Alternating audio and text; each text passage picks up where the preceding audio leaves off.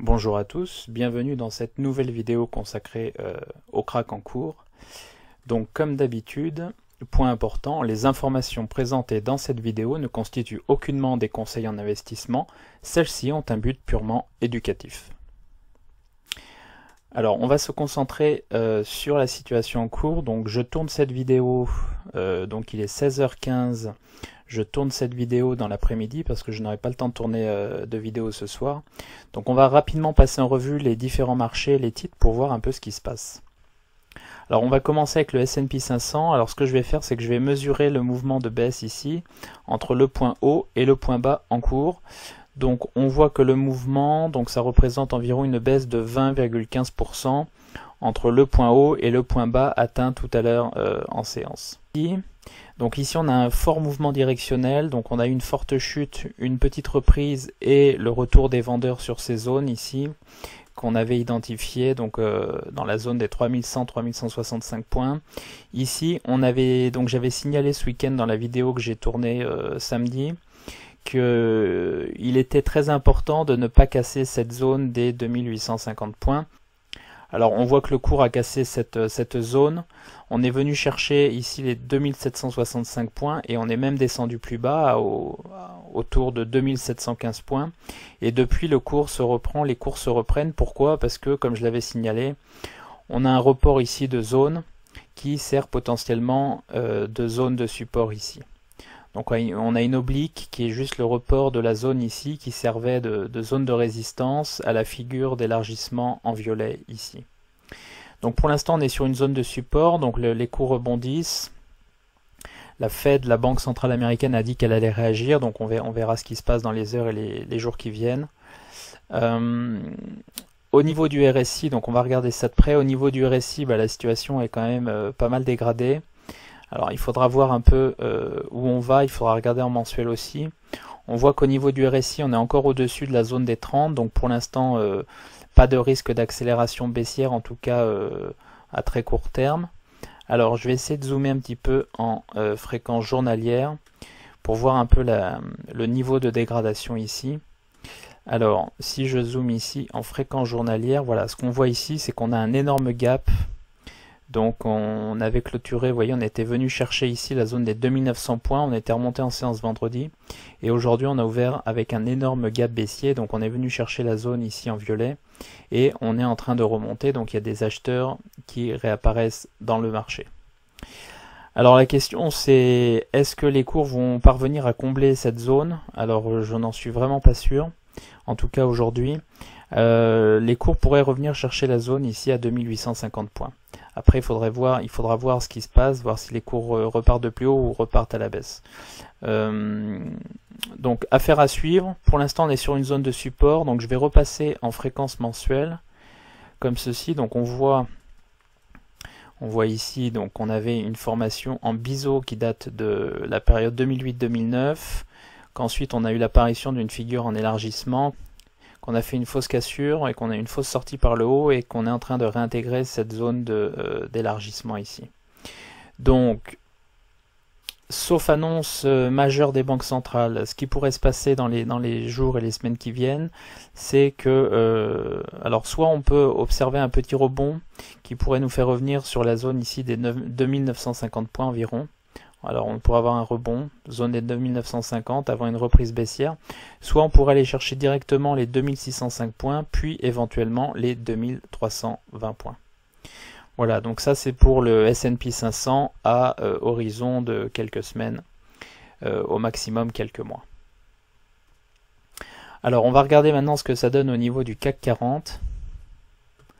Au niveau du CAC 40, alors on va regarder deux choses. D'abord on va regarder le marché cash. Et vous voyez que sur le marché cash, on est venu chercher l'objectif que je mentionnais. Donc on est venu chercher ce matin les 4630 et on a fait exactement un plus bas à 4609 points avant de rebondir donc en direction des 4820 points que j'avais matérialisé comme étant une zone importante de support puisque c'est un milieu de Marubozu ici. Donc on a des acheteurs dans cette zone puisque l'objectif a été atteint. On a des acheteurs potentiellement au niveau de cette zone des 4800 points. Le tout est de savoir si cette zone va être préservée ou non. D'accord? Donc pour l'instant on a un rebond intermédiaire. on a un rebond en séance, mais ça ne veut pas dire, vous voyez, on est en fréquence mensuelle, mais ça ne veut pas dire que le mois va s'arrêter sur cette zone des 4630 points. Alors ce qu'on pourra avoir, c'est on pourra avoir un rebond, donc il faudra voir où le cours clôture ce soir et en fin de semaine, mais ensuite on pourra avoir éventuellement un rebond. Et alors si jamais les cours venaient à se dégrader davantage, comme on l'avait vu samedi dans la dernière vidéo, donc dans la deuxième vidéo consacrée au crack en cours, on avait vu qu'on avait une zone ici située entre 3800 points et 4200 points qui représentait potentiellement une zone d'achat à plus long terme. D'accord, puisque cette zone est située au sein du canal haussier qui a débuté en 2009. D'accord, donc on pourrait revenir tester le support de ce canal haussier, ainsi que rentrer dans cette zone ici en vert, matérialisée au niveau des chandeliers japonais par des mèches haussières. Donc ça veut dire que potentiellement ici on aura potentiellement des acheteurs. Et donc voilà, en cas de dégradation, on peut entrevoir un retour ici dans cette zone des 4200 points. Voilà, mais là on parle à horizon quelques semaines, éventuellement quelques mois. Il faudra voir ce qui se passe dans cette zone, donc au niveau des 4630 points, pour voir si les cours arrivent à repartir à la hausse.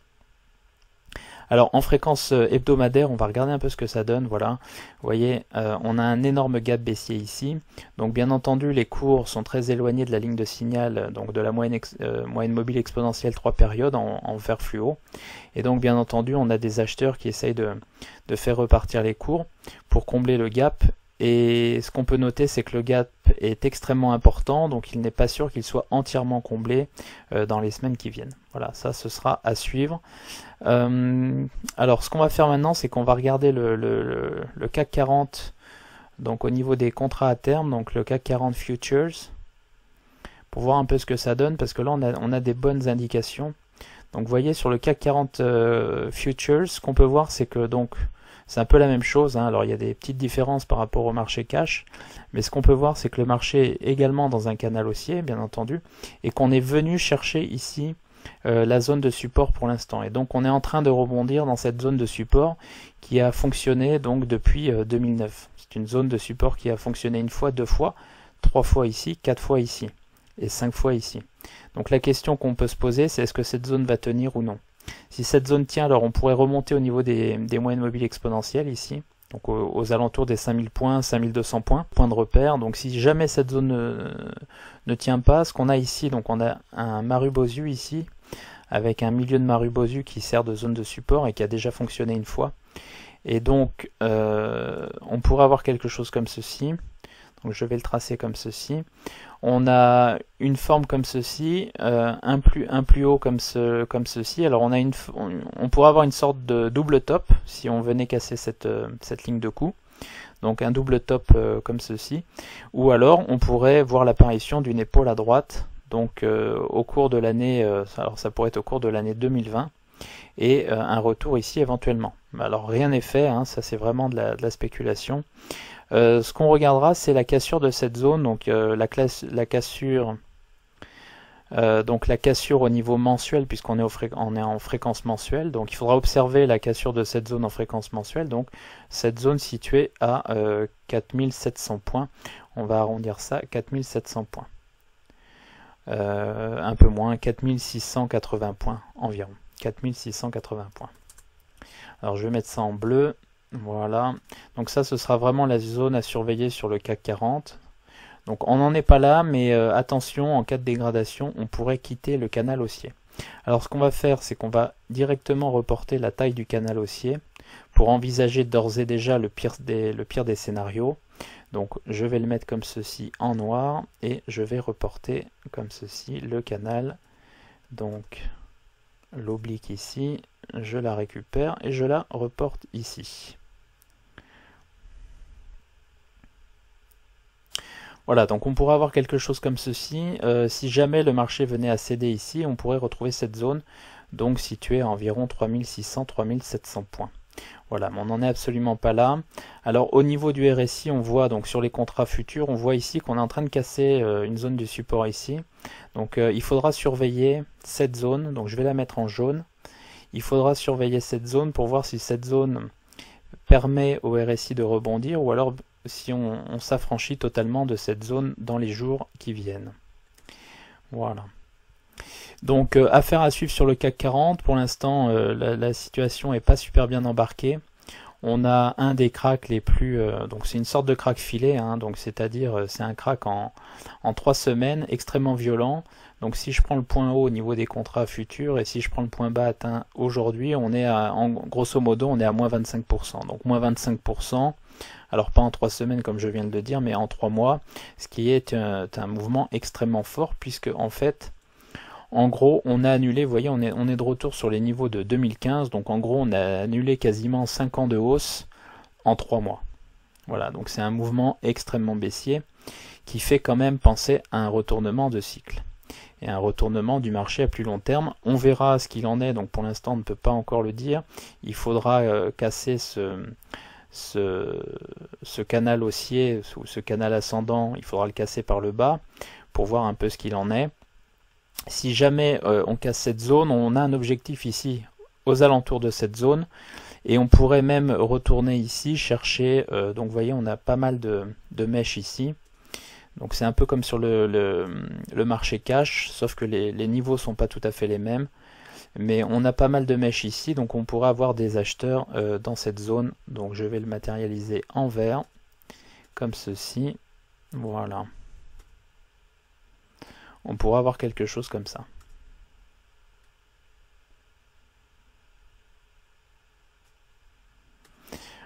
Voilà, donc affaire à suivre. Alors je vais passer rapidement quelques valeurs en revue hein, pour voir ce qu'il en est, et on va commencer avec le pétrole, avec Total. Donc Total, alors on va regarder ce que ça donne. Voilà, donc Total, on voit que le cours est complètement dégradé. En fait, ce qu'on est en train de faire, c'est qu'on est venu rechercher ici le support du rectangle que j'avais signalé dans 2 précédentes vidéos. Donc on avait ici une zone de support en jaune. Vous voyez, on est passé complètement à travers cette zone et on est en train de venir chercher la zone des supports. Donc on est venu chercher le support ici à 32,50 €. Alors, si jamais il n'y a pas d'accord entre la Russie et l'Arabie Saoudite dans les heures ou les jours qui viennent, ce qui pourrait se passer, c'est qu'on pourrait revenir chercher cette zone ici. Donc si je regarde un peu les chandeliers japonais ici, on a plusieurs zones intéressantes. On a une zone ici qui est intéressante, c'est le point bas donc de cette zone. On va le mettre comme ceci, voilà. Voilà, donc on est aux alentours de 27 €. Voilà, 27 € qui graphiquement pourrait marquer un point bas intermédiaire si jamais on avait un accord.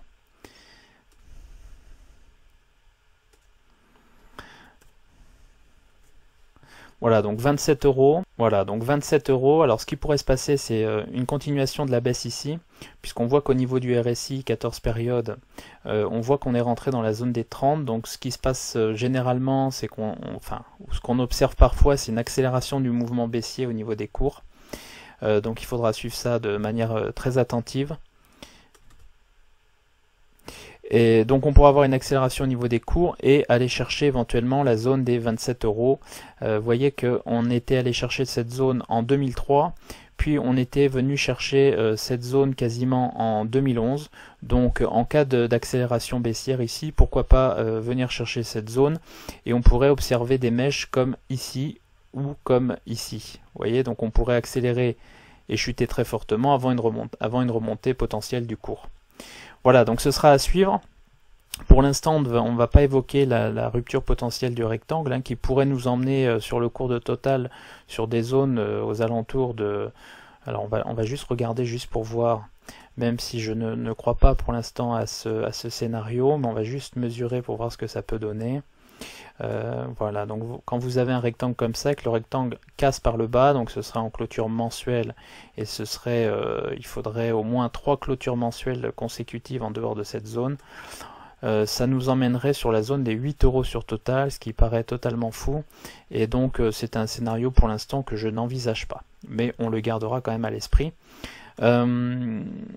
Voilà, donc ça c'est pour Total. Donc on surveillera cette zone des 32,50 €, voir un peu ce qui se passe entre 32,50 € et éventuellement 27 € en cas d'accélération baissière. À noter que les cours donc de Total ont déjà perdu par rapport à septembre 2008, sont en baisse de 45%.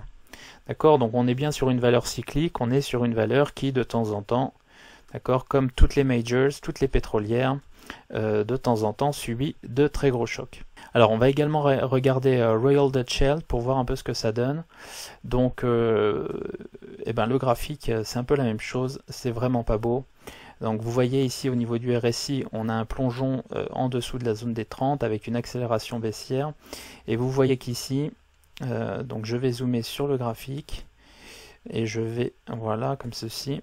Et vous voyez qu'ici, en fait, on a une accélération des cours et on est revenu chercher ici cette zone de support qui représente potentiellement à long terme une zone d'achat. Vous voyez, donc on est sur des niveaux extrêmes. Vous voyez qu'on est atteint aujourd'hui en séance un plus bas depuis 1996 sur Royal Dutch Shell. Donc c'est un mouvement de prix totalement énorme. La question qu'il faudra se poser, c'est est-ce que le cours de Royal Dutch Shell va être capable de réintégrer cette zone ou non. J'aurais tendance à penser que ce sera le cas, mais affaire à suivre. Voilà. Ça c'est pour Royal Dutch Shell. Alors pourquoi les cours ont l'air de baisser davantage sur Royal Dutch Shell que sur Total? Tout simplement parce que la compagnie Shell a potentiellement moins de la capacité que Total à continuer à verser son dividende si jamais les cours du pétrole restent aussi bas. Tout simplement. Voilà, alors on va passer rapidement à d'autres valeurs. Alors je vais faire le tour de quelques valeurs. On va regarder Renault. Donc Renault, voilà, c'est pareil, hein, valeur cyclique totalement massacrée. Et on va regarder si on a atteint l'objectif. D'ailleurs, je n'ai pas encore regardé. Alors on avait un objectif dans le pire des cas situé à 20 €, et ben on voit qu'on est venu chercher les 20 €. Alors on a fait un plus bas exactement à 20,10 €. Alors donc on n'est pas tout à fait venu chercher les 20 €, mais on y est quasiment. Donc 20,10 € sur Renault, mouvement extrêmement baissier. Alors là je sais pas trop ce qui va se passer. On est tellement survendu il peut tout se passer. Donc le cours peut aller chercher le support historique ici en noir dans la zone des 15 €, comme il peut remonter au-dessus des 30 €. Tout est possible. Il faudra voir ce qui se passe dans les semaines qui viennent, savoir comment le marché dans son ensemble réagit et savoir en fait si on a des disruptions au niveau des usines de Renault à travers le monde. Voilà, donc il va se passer beaucoup de choses dans les jours et les semaines qui viennent et ça va être extrêmement intéressant à suivre. Voilà, donc ça c'était pour Renault. Alors on va regarder 2-3 valeurs rapidement. On va aller regarder Air France pour voir un peu comment le titre se comporte. Air France, voilà, Air France KLM. Donc aujourd'hui on est à combien? Ok, donc on est à 5,25 € sur le titre. Alors on avait indiqué éventuellement un objectif à 4,20 €. À 4,20 €, donc on a fait un plus bas en séance à 5,08 €. On n'est pas très loin de cet objectif. Et on avait indiqué qu'éventuellement en cas de continuation du crack en cours sur les marchés, on pourrait viser 3,50 € dans le pire des scénarios. Voilà, donc méfiance sur ce genre de titre, hein. Alors on a une forte baisse, les titres sont absolument massacrés. Ça ne veut pas dire que ces titres vont rester massacrés pendant des années. Généralement, ce genre de mouvement extrêmement baissier, alors soit effectivement on se dirige vers une récession et les titres pourraient rester massacrés quelques trimestres, mais il est également possible qu'en cas d'amélioration au niveau du coronavirus, que la situation s'améliore plus rapidement que prévu et donc on ait des rebonds extrêmement forts sur ce genre de titres. Voilà, mais la prudence est de mise, bien entendu. Alors on va également regarder le titre, Ipsen que j'ai présenté hier, juste pour voir ce que ça donne. Voilà, on est à 52,25 €. Alors on n'est plus très loin de l'objectif. On avait un objectif ici dans la zone des 49 €, 42 €. Donc on va pas tarder à rentrer dans cette zone. Il faudra voir ce qui se passe dans cette zone. Voilà, alors j'enchaîne avec quelques valeurs. On va regarder AB InBev. Le brasseur belge, donc on va regarder ça tout de suite. Donc on avait un objectif sur AB InBev situé à 40 € et le titre s'échange à l'heure actuelle à 43,87 €. Voilà, donc on est pareil, on n'est pas très loin de l'objectif. On a un objectif situé dans la zone des 40 €, voire dans la zone des 34 €. Alors il faudra faire attention ici. Au niveau du RSI, parce que pour l'instant on a une divergence haussière, ce qui est plutôt intéressant, mais on pourra avoir une accélération ici dans la zone des 34-40 € et donc une fin de la divergence, ce qui veut dire que le titre pourrait traîner un peu dans cette zone plus longtemps que prévu. Voilà, ça c'est pour AB InBev. Alors on va continuer à passer des valeurs en revue. Ce qu'on va faire, c'est qu'on va faire ça et je vais prendre mes valeurs, les différentes valeurs. Alors BMW dont j'avais parlé hier. Alors, BMW, on en est où? On avait fixé un objectif à 51,50 €. On a touché un plus bas aujourd'hui en séance à 51,33 €. Donc l'objectif est atteint. J'avais signalé, donc ça c'était hier, j'avais signalé que potentiellement, si on venait chercher les 51,50 €, on pourrait également venir chercher la zone ici des 50 € en noir. Donc à suivre, à voir si on atteint cette zone ou pas, en sachant que on a un dernier objectif potentiel en cas de bear market confirmé situé à 30 €. Voilà, donc ça c'est pour BMW. Alors on va continuer un peu le tour des valeurs. Alors on va regarder un titre qu'on avait regardé, BNP Paribas. Alors que donne le titre BNP Paribas aujourd'hui? Voilà, donc vous voyez, on est rentré dans la zone ici, située entre 30 et 35 €. Alors, on a fait un plus bas, je vais regarder ça, on a fait un plus bas à 33,87 €, voilà, en plein dans cette zone. Donc là, il faudra faire attention pour voir si en fait le titre est capable de se reprendre dans cette zone, ou alors, si le titre n'est pas capable de se reprendre dans cette zone, on pourrait avoir une chute plus importante en direction des 21-25 €. Alors je vais en profiter pour regarder le titre Natixis au passage. On avait des signaux assez baissiers sur le titre Natixis. Alors on va regarder ça. Voilà, donc le titre est extrêmement dégradé puisque le titre s'échange actuellement à 2,60 € et on a un objectif ici dans le pire des scénarios situé aux alentours de 2 €. Alors quand je dis le pire des scénarios, c'est pas parce que ça veut dire que ça va s'arrêter à 2 €.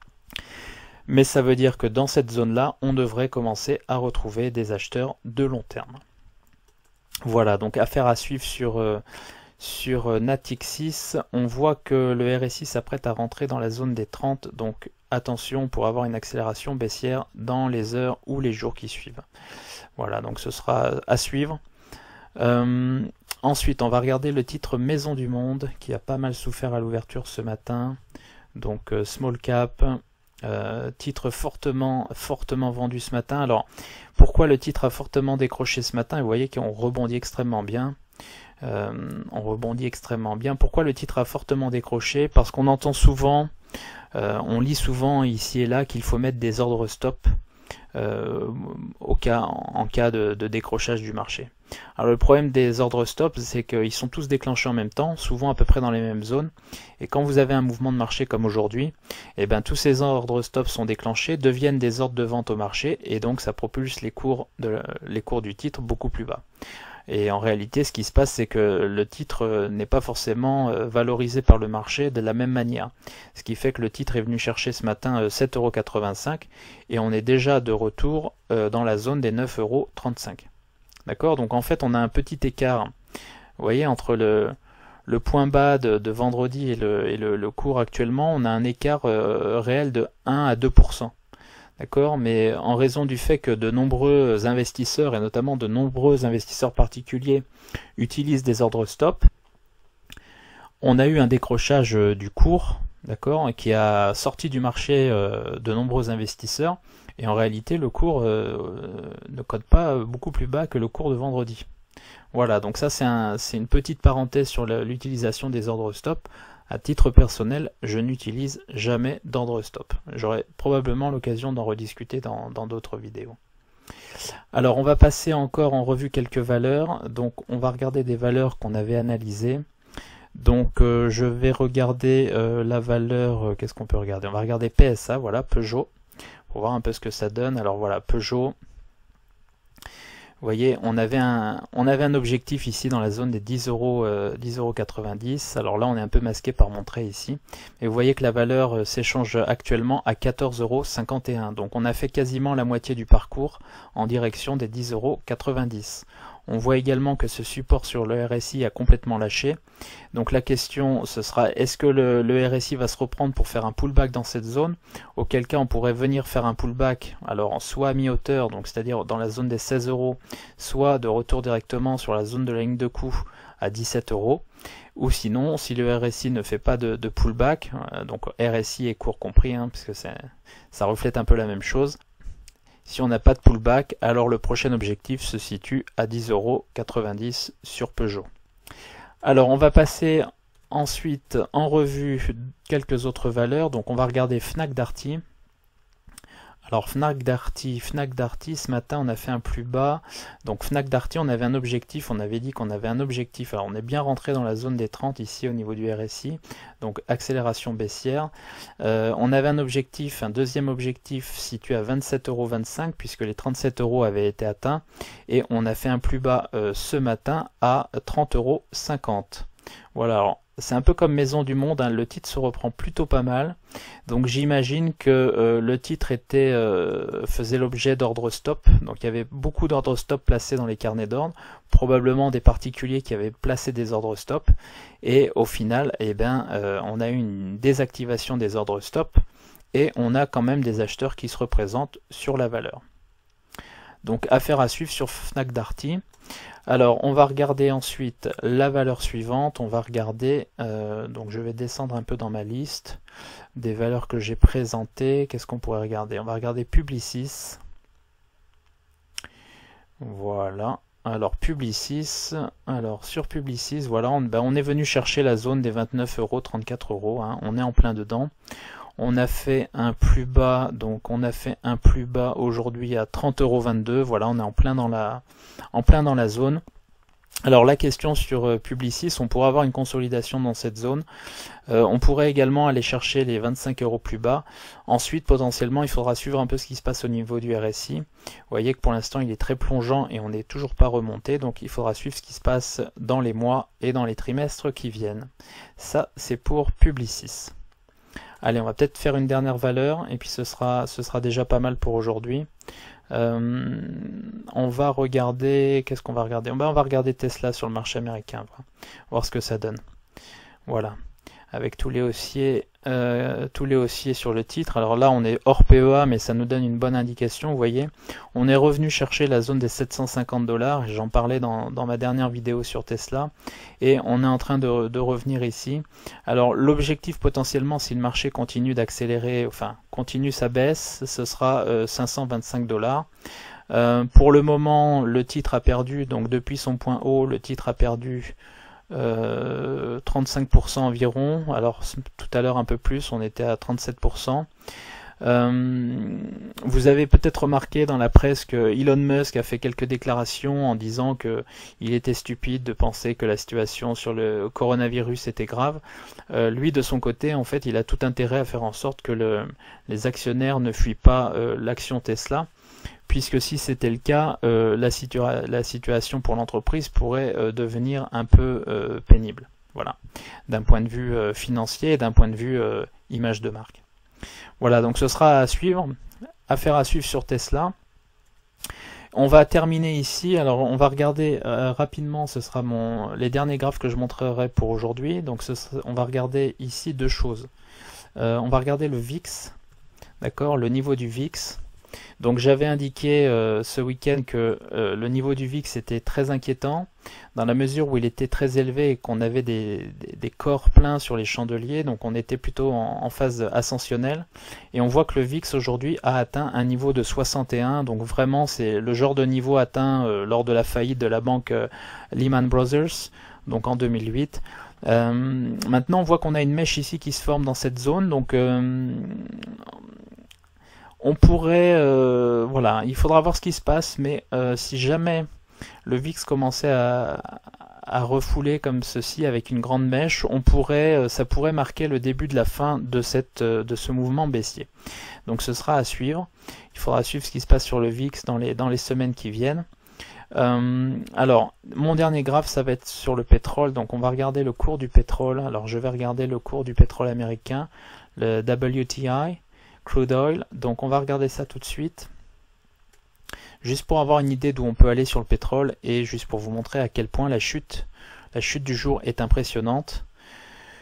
Donc, je vais masquer ça ici. C'est pas le plus important. Je vais double-cliquer ici. Voilà, et je vais zoomer un peu. Alors avant de zoomer, on va regarder un peu ce qui se passe sur le pétrole. Vous voyez, on avait un range en fait. Alors là, on ne le voit pas parce que mon support s'est effacé. Alors il y a quelques problèmes aujourd'hui sur investing.com. Je pense que c'est parce que tout le monde est un peu connecté en même temps à cause du crack. Donc on était dans un canal horizontal en fait de longue période, vous voyez, entre 1983 à peu près et 2003. Ensuite, on a cassé ce canal par le haut et on est passé à une phase extrêmement verticale, donc une hausse exponentielle. Et puis on a atteint un point haut ici en 2008, avant un crack total du pétrole, un rebond sur cette zone, un cassage de la zone et un pullback ici sur cette droite oblique. D'accord, donc ici on est venu marquer, le cours s'est repris, on a une épaule tête-épaule inversée, on avait un objectif ici qui a été atteint, on est venu dessiner un diamant. Alors les figures en diamant sont soit des figures de retournement, donc une reprise ici par le haut, soit des figures de poursuite baissière. Alors, il y a deux choses à noter. La première, c'est qu'ici, au sein de cette figure en diamant, on a une sorte de double top. Vous voyez, si je prends ici l'oscillation et l'oscillation, donc phase haussière, oscillation, oscillation, double top. Donc ce que j'ai fait, c'est que j'ai reporté ici la distance en dessous de la ligne de cassure. Et donc on va zoomer pour voir un peu quels peuvent être les objectifs sur le pétrole. Donc on a un premier objectif situé, alors mon trait n'est pas très droit, je vais essayer de mieux le mettre, voilà. On a un objectif situé ici au niveau des... ça paraît très faible, mais c'est l'objectif 25,30 €. Je vais arrondir un peu. Alors 25,30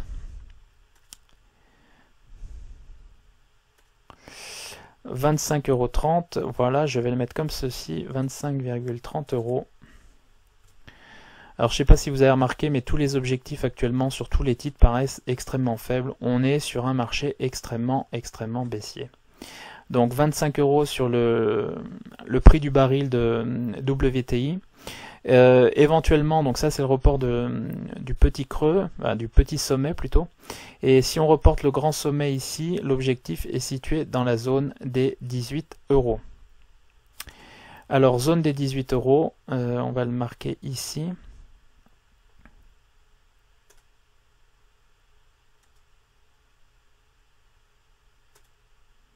Alors, zone des 18 €, on va le marquer ici, voilà, comme ceci, 18 €.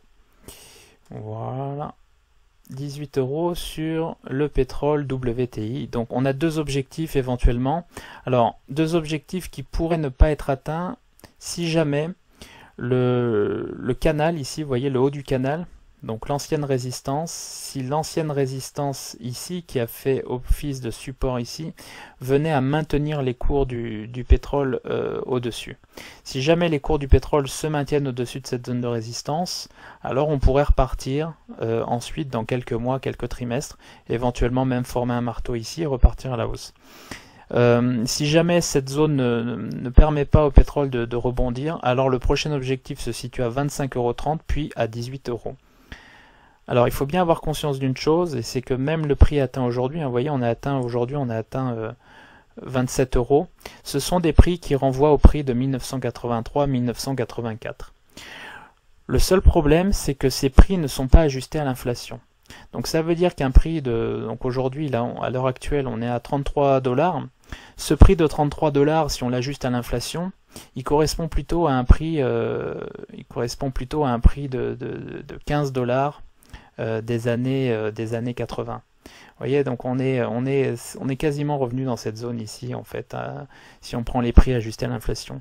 Ce qui veut dire que si on devait aller chercher 18 $, ajusté à l'inflation, ça correspondrait probablement au prix qu'on a observé au plus bas historique dans les années 80. Voilà, donc ce qui me laisse penser quand même que cette chute des prix sur le pétrole n'est que passagère, Pourquoi passagère? Parce qu'en fait, ce qui va se passer, c'est que si les prix restent aussi bas, de nombreuses entreprises aux États-Unis vont faire faillite, notamment dans le shale oil.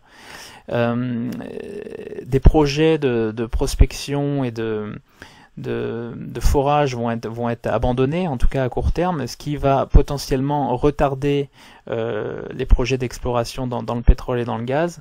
Et ceci étant, ce qui va se passer à plus long terme, c'est qu'on va manquer de ressources, on va manquer de pétrole potentiellement.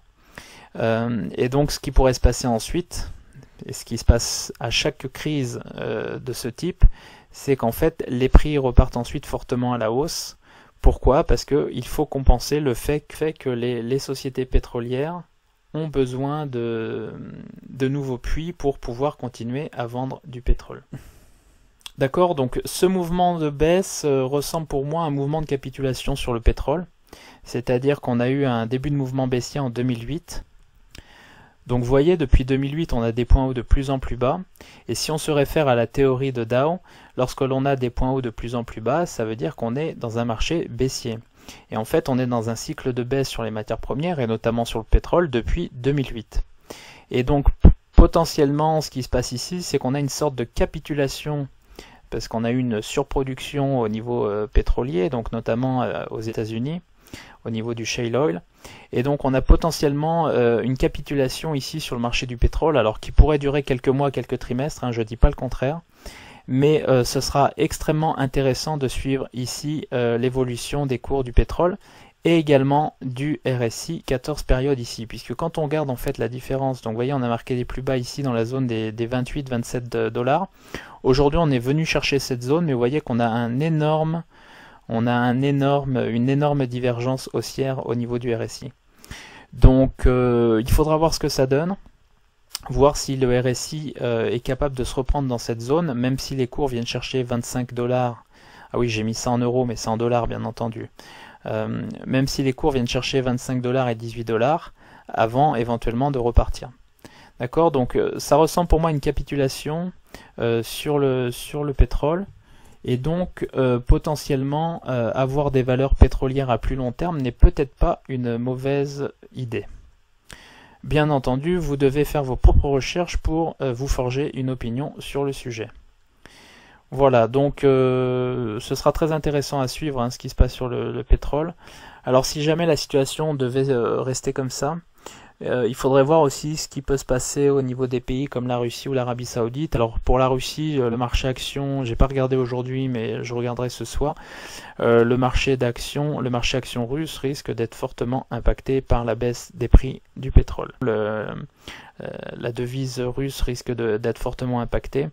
Et donc il faudra voir si la Russie a les capacités de tenir avec un prix du baril aussi faible. Voilà, donc c'était ma vidéo pour aujourd'hui. Soyez prudents sur les marchés. Voilà, donc c'était la troisième vidéo concernant le suivi de ce crack filet, que l'on peut appeler filet. Alors au fond de moi, j'ai quand même l'intime conviction qu'on n'est pas loin de marquer des plus bas, au moins de manière intermédiaire. Alors on pourra aller plus bas comme on l'a vu à 4200 points, c'est une possibilité. Pour autant, les marchés sont tellement survendus, les valeurs sont tellement survendues qu'il devrait se passer des choses dans les jours qui viennent. Alors ça peut être une intervention de banque centrale, je ne sais pas vraiment ce qui va se passer. Voilà, donc je ne sais pas ce qui va se passer exactement, mais quelque chose me laisse penser que tout ça correspond à une capitulation au moins de manière intermédiaire. Voilà, si vous avez aimé cette vidéo, n'hésitez pas à liker. Si vous ne l'avez pas encore fait, je vous invite à vous abonner à la chaîne et je vous dis à très bientôt pour de nouvelles vidéos.